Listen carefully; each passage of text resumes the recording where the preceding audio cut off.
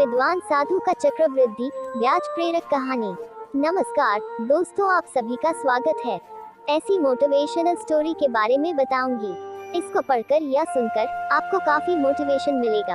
आपका ज्यादा समय ना लेते हुए इस मोटिवेशनल स्टोरी को शुरू करती हूँ। काफी समय पहले की बात है। एक राज्य में एक राजा हुआ करते थे। राजा बहुत दान दिया करते थे। कभी उन्होंने किसी को निराश नहीं किया। एक दिन राजा के राज्य में एक विद्वान पंडित आए और उन्होंने राजा से कुछ मांगा। राजा ने सिपाहियों को आदेश दिया, ये साधु जो मांगता है इसे दे दो। साधु ने कुछ अनाज के दाने मांगे थे। अब सारे सिपाही साधु को लेकर खाद्य विभाग की तरफ लेकर चले गए। परंतु थोड़ी ही देर बाद सारे सिपाही दौड़ते दौड़ते राजा के पास आए और कहने लगे, त्राहिमाम महामहिम अनर्थ हो गया है। राजा ने भी आश्चर्यचकित होकर उनसे पूछा कि ऐसा क्या हुआ है। उसने तो अनाज के कुछ दाने मांगे थे।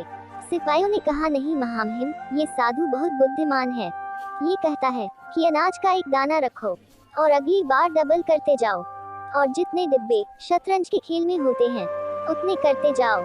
राजा सहित सभी के वहां पर तोते उड़ गए, क्योंकि उसने इतना अनाज मांग लिया जितना अनाज तो पृथ्वी पर है ही नहीं। साधु ने कितना अनाज मांगा था, सारी माउंट एवरेस्ट की चोटियों को ले लिया जाए, लेकिन जितना अनाज साधु ने मांगा था, माउंट एवरेस्ट की चोटियां उस अनाज की तुलना में 1/4 भी नहीं है। यहाँ पर एक बात निकल के आती है कि कंपाउंड इंटरेस्ट या चक्रवृद्धि ब्याज की ताकत क्या है। एल्बर्ट आइंस्टीन ने इसी वजह से कंपाउंड इंटरेस्ट को दुनिया का 8वां अजूबा बोला है। मैं आपको इसके माध्यम से कंपाउंड इंटरेस्ट की ताकत को ही समझाना चाहती थी। अगर हम 1% भी दिन में सुधार करते हैं, अगर उसको लगातार 1 महीने, 3 महीने, 6 महीने या साल भर तक भी करते हैं, कंपाउंड इंटरेस्ट की ताकत के साथ साथ वह ग्रोथ हमें देखने को मिलती है। नतीजा पाने के लिए थोड़ा इंतजार करना पड़ता है कि किसी भी आदत को बनाने में 66 दिन का समय लगता है।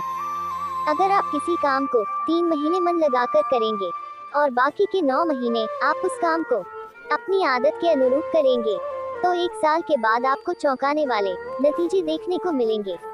लेकिन बात जितनी आसान लगती है, करने में उतना ही मुश्किल है। परंतु जब हम मेहनत करेंगे तभी हमें परिणाम मिलेगा। जितना मैं आपको बता सकता था इस मोटिवेशनल स्टोरी के माध्यम से, उतना मैंने आपको बता दिया। इसके अलावा भी अगर आपके कोई सवाल या सुझाव हैं, तो आप कमेंट करके मुझे बता सकते हैं। अंततः आपका बहुमूल्य और कीमती समय देने के लिए धन्यवाद दिल से आपका। दोस्तों, मेरी कहानी को अपना अनमोल समय देने के लिए आप सभी का तहे दिल से शुक्रिया। यदि मेरी कहानी आप लोगों को अच्छी लगे तो प्लीज कमेंट करें और सब्सक्राइब करें। आपका एक कमेंट और सब्सक्राइब मेरे लिए बेशकीमती है।